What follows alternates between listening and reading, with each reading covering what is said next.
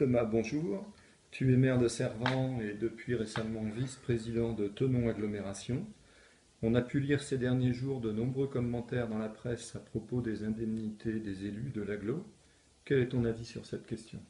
Bonjour Michel, merci de m'interpeller sur cette thématique qui aujourd'hui est au cœur de nos discussions. On est en pleine élection et on nomme aujourd'hui des vice-présidents et derrière les indemnités le sujet des indemnités est quelque chose d'important. Pour ma part, je pense que ce débat est un petit peu démagogique.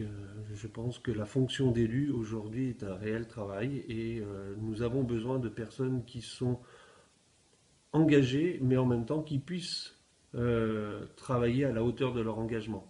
Il faut à la fin du mois que les personnes puissent continuer à faire vivre leur famille tout en assumant leur fonction d'élu.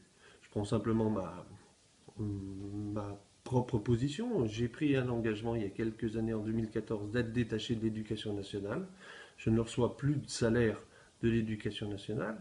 J'ai 2 enfants et je dois assumer mon rôle de père et de famille et en même temps mon rôle et mon engagement politique au sein de la mairie de Servan et au sein de l'intercommunalité.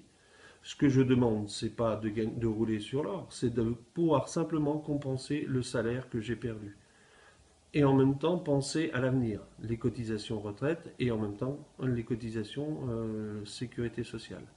Si aujourd'hui en France, on avait la possibilité de pouvoir indemniser un élu, compensant sa perte de salaire et en même temps lui permettant de sortir de son emploi sans entrave, ça permettrait à chacun de pouvoir se positionner. Le renouvellement des élus passe donc par une redéfinition du statut de l'élu. Et il est important que pour que la jeunesse de France puisse s'engager, il faut absolument revoir le statut d'élu, que chacun puisse avoir la possibilité d'avoir un mandat local, départemental, régional, qui fait souvent débat, avec des ordres de grandeur complètement farfelus. Et je peux comprendre qu'au niveau de la population, ce sujet soit tendancieux, mais je peux vous assurer que les élus locaux s'engagent fortement en temps et en position et qu'ils méritent la plupart du temps l'indemnité qu'ils perçoivent à la fin du mois.